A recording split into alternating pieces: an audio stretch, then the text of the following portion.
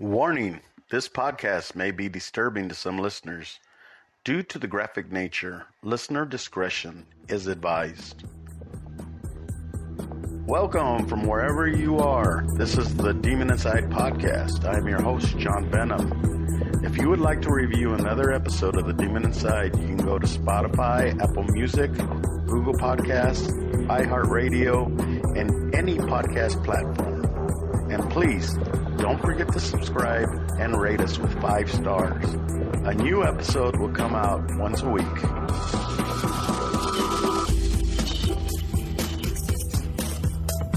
Time and space.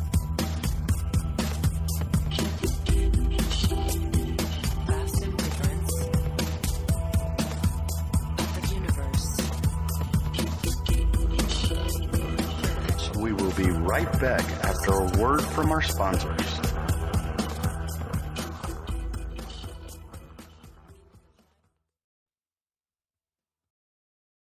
And welcome back to the Demon Inside. Hello, my Demon Insiders, and welcome back to the Demon Inside. I'm your host, John Venom, and today we are going to be doing the Demon Inside Neighbor Feuds. I know this is going to be a little different. I've been wanting to do a show on neighbor feuds that start, like it grows into something huge. But I've never really found one that I could think of that had a particular demon possession. So I really started thinking about it, and I think all neighbor disagreements or all neighbor feuds have a little bit of demon influence. And the only reason I say that is because sometimes, in all reality, if you're having a feud with a neighbor, all you have to do is say, "Stop, I'm done." And a lot of these people, they can't do that. They keep going and pushing and pushing. And everything revolves around this one thing, like they're transfixed. For me, that's demon influence. Today I will be talking about 3 neighbors that had their feuds ended in murder or arrest. Demon influence or not, what happened to love thy neighbor? So recently I saw in the news about a 46-year-old pastor named Nick Davey, who was shot and killed by his neighbor, Joe Junio, 36, a realtor. And this was all over her dogs and chickens. Take a listen to this. Love pastor gunned down. A woman now in custody. The deadly shooting happened Friday afternoon in a North Las Vegas neighborhood. This is the suspect now in custody in the North Las Vegas Community Correctional Center. Her name, 36-year-old Joe Junio. She faces charges of open murder, attempted murder, and 2 counts of child abuse and or neglect involving a deadly weapon. Fox 5's Kim Passoff is live at Grace Point Church, where the victim was a pastor. Kim. Yeah, both the community and the church still stunned at the violence that claimed the pastor's life. Tonight, the church sharing this message on social media. It is with great sorrow that we share the tragic loss of Pastor Nick Davey. Nick was a husband, father, son, brother, pastor, friend, and most importantly, a brother in Christ. North Las Vegas police say they responded to a homicide on Lookout Lodge Lane around 4:30 p.m. Friday inside the gated Courts of Aliante community. A man and a woman were shot. Both were taken to UMC. The woman survived. The man, identified as the pastor, died. Police arrested Junio at the scene, who, according to public records, is currently licensed with the Nevada Real Estate Division. Police did not reveal her connection, if any, to the pastor. I have a son that recently moved here, and we stated the first of the year that we're going to attend this church. Rosalie Somerville lives near the non-denominational church and says she plans on keeping that promise. She regrets she never got a chance to meet the pastor. It just breaks my heart to hear that. No one has a right to take anyone's life under any circumstances. And the church said that information regarding funeral services and a GoFundMe for the victim's family has yet to be announced. They plan on sharing that information soon. The suspect is due back in court on Monday. Reporting live tonight, Kim Passoff, Fox 5 News, local, Las Vegas. Kim, thanks. And according to the coroner's report Fox 5 obtained today, the 46-year-old died as a result of a gunshot wound to his abdomen. I don't understand how you can get so angry over dogs and chickens. Davey and his family were constantly kept up by the chickens and dogs barking. Davey reported Junio to the HOA, and the HOA, instead of doing something about it, they told Junio that it was their neighbor who was complaining. Well, of course, after that, things got worse. When the Davies kids were out in their own backyard, she would throw them rocks, and she started throwing dog feces into the yard. Now, really, think about this. Would you start throwing dog poop? How far will someone go to be right about something? I mean, honestly, she was in the wrong. The HOA, and here's some of the community rules. The HOA allows 10 chickens in the backyard at this community as long as they get written permission from the neighbors. They are allowed up to 6 small dogs. If the dogs are big, they have to get written permission again from the neighbors. None of that had been done by this woman, and she had over 20 chickens and more than 6 big dogs. So they were in the right, the Davies, to complain. I mean, wouldn't you? So when the Davies would see her, she would make a gesture with her finger, like she would run it across their neck like a knife. And as neighbors, they shared a wall together, which makes it even more horrible. Junio would talk through the wall to the kids. She would talk through the wall to the kids that she was going to kill them. The Davies filed 2 police reports and during the month of December, and the family applied for a temporary protection order against Junio. So the court was scheduled to have a hearing on January 8th. They never made it that far. So in the meantime, Nick, the pastor, decided that if he was going to keep his family safe, he was going to take them somewhere away from all this toxic environment.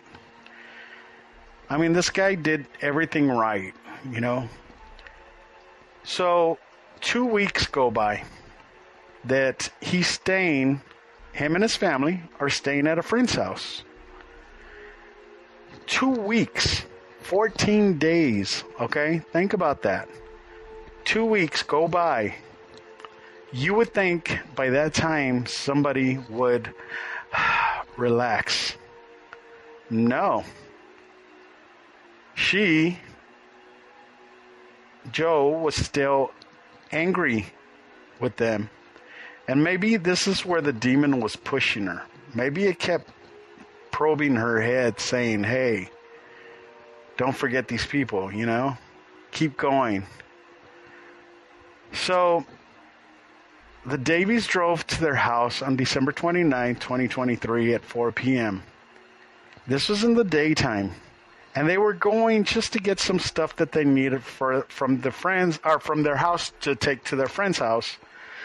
So that way they could have clothes or whatever they needed. And they were hoping they weren't going to run into Joe.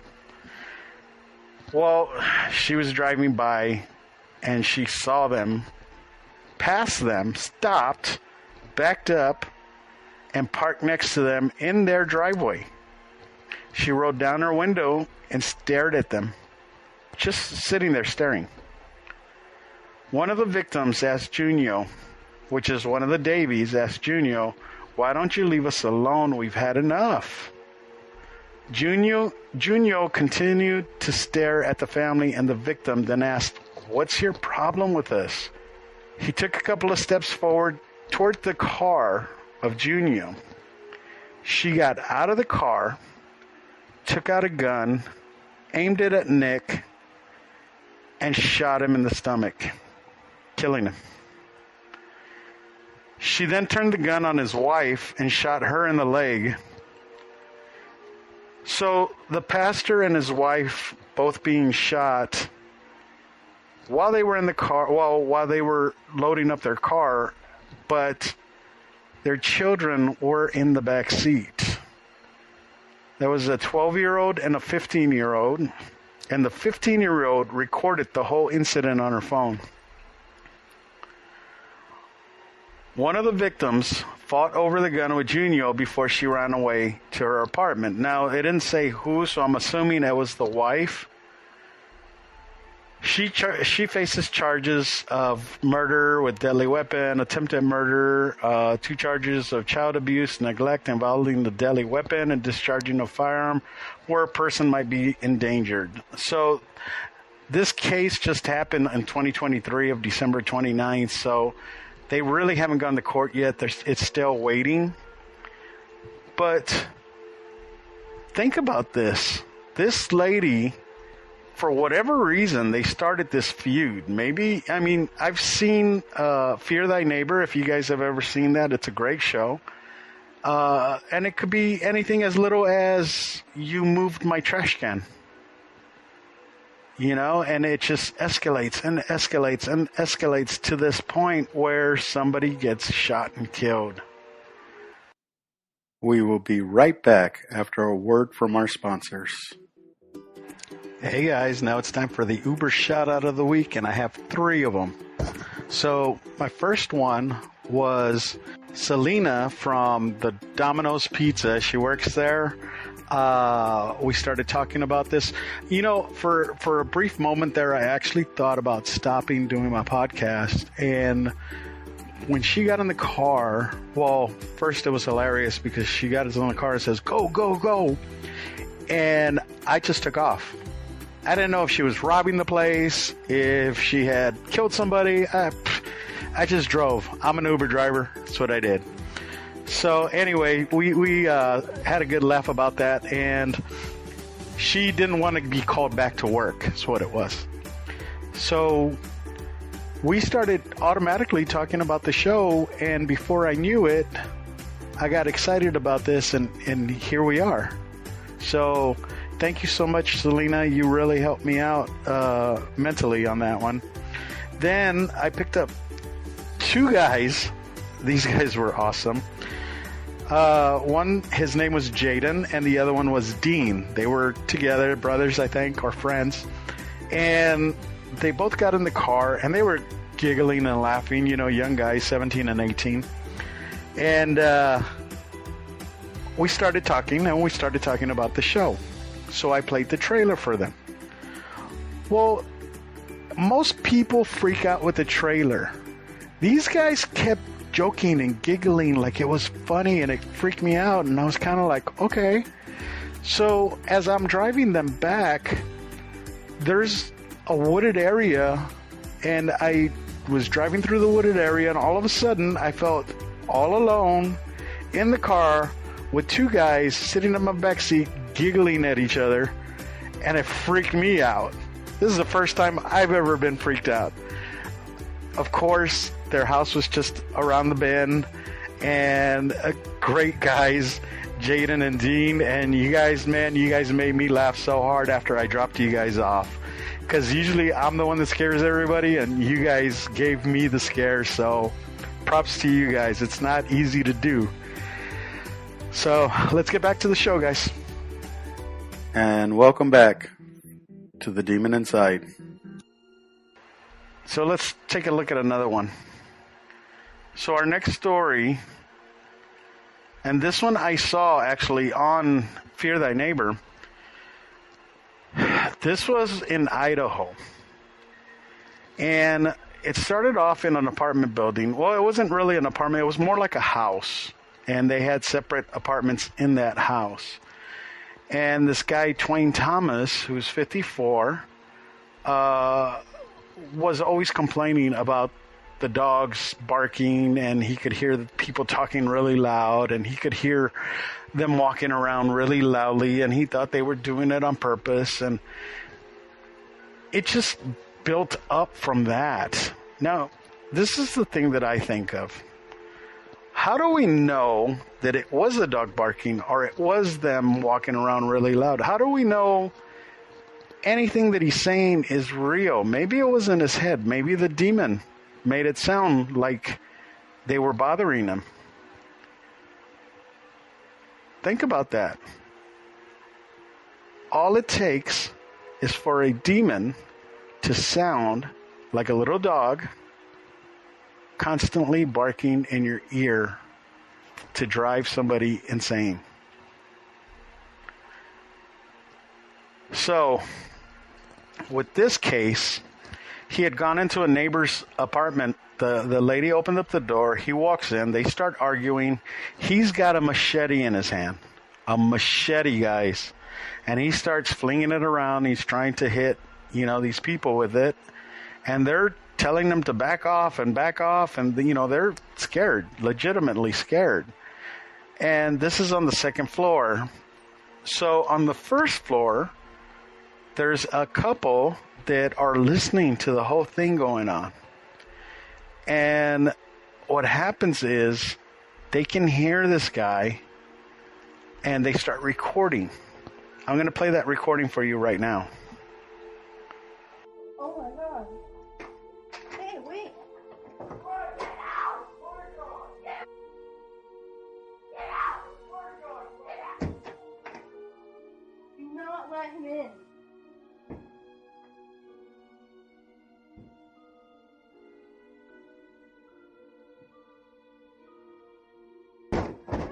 Hey, you up! You up, Wayne! I got a gun. Calm down. Calm down.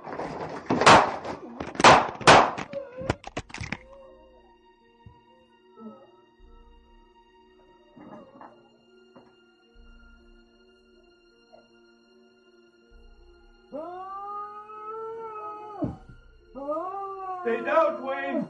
Stay down. Oh my God. Oh God. Oh God.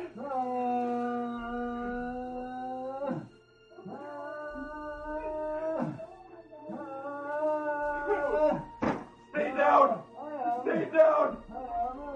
Stay down, Dwayne. I don't want to do that.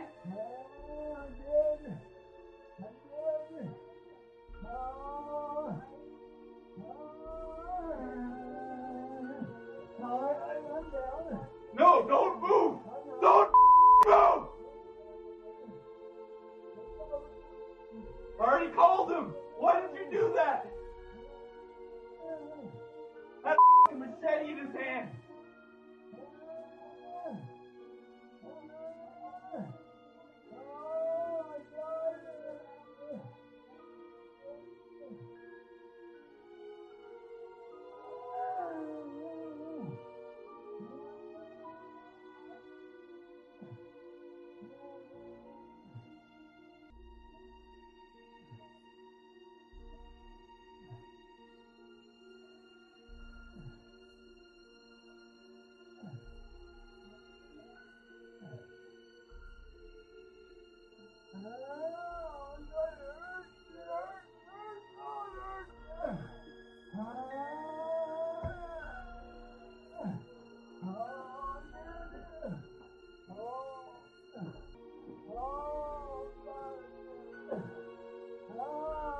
Yeah, Teddy, you broke in my door, man. You give our cue. I had to do it. No, you're good.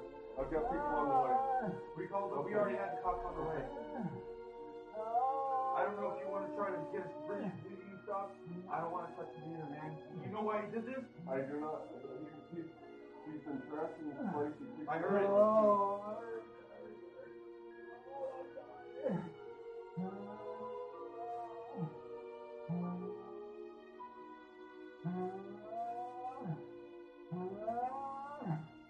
Breathe.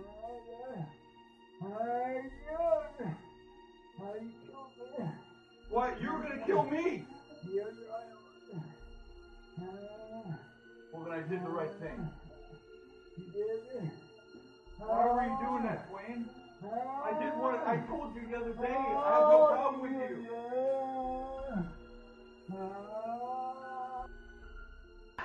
If you guys want to see this video, it's on YouTube. It's on Fear Thy Neighbor. I think it's season 3, episode 4 or something like that. It's called Neighbor with a Machete.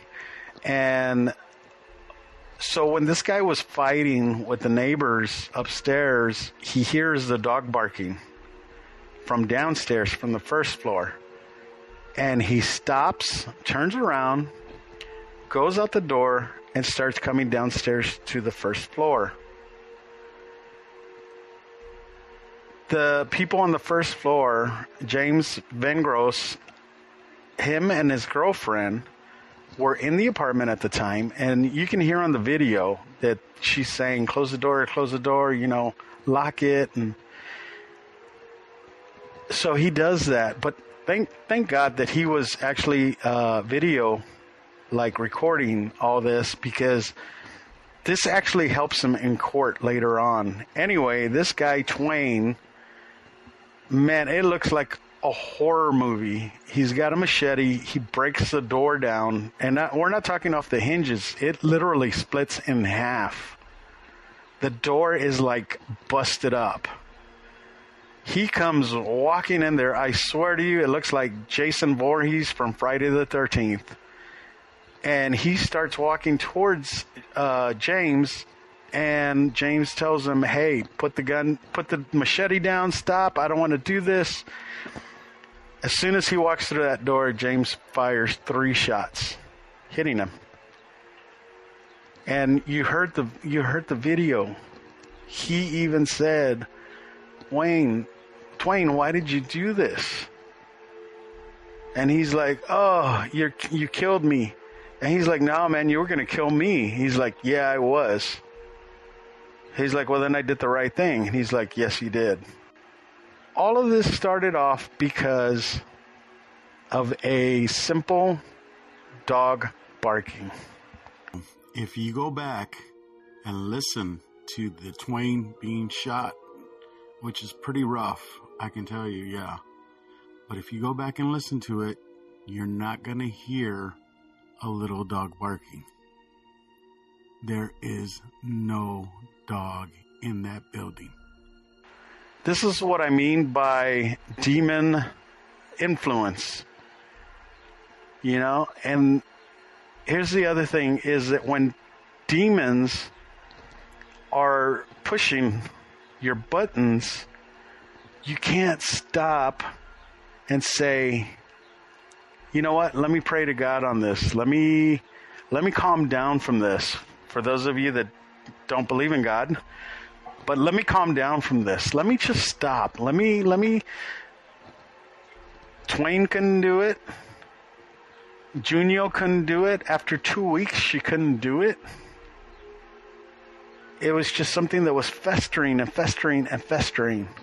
And that's what demons do. They sit in your mind and they fester.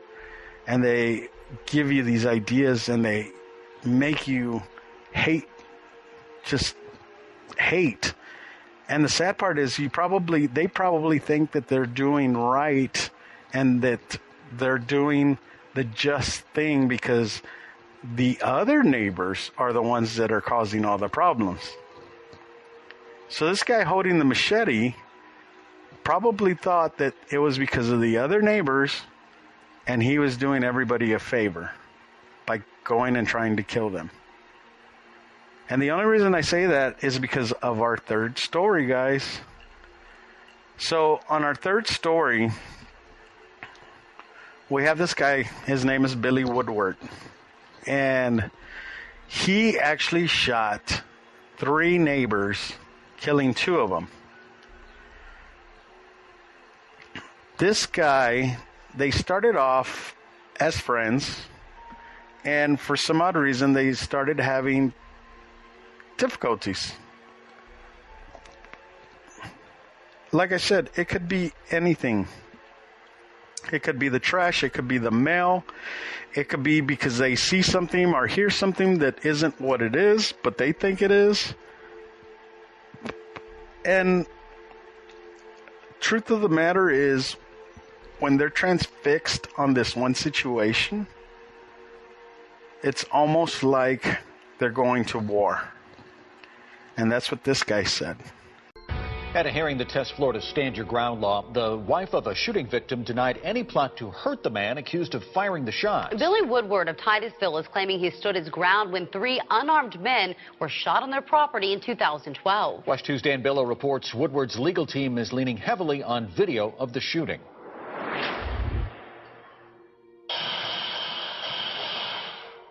After hearing in court the 31 shots that were fired on Labor Day of 2012, Carrie Blake recalled the sight of her husband shot 11 times and the sight of the bodies of Gary Hembry and Roger Peshore. She dabbed her eyes and answered questions from a lawyer who represents the accused shooter, Billy Woodward, a lawyer who says the unarmed victims got what was coming to them because of verbal abuse and threats they directed at Woodward. Carrie Blake admitted to participating in that verbal abuse. Why in God's name would you do something like that? That I cannot answer.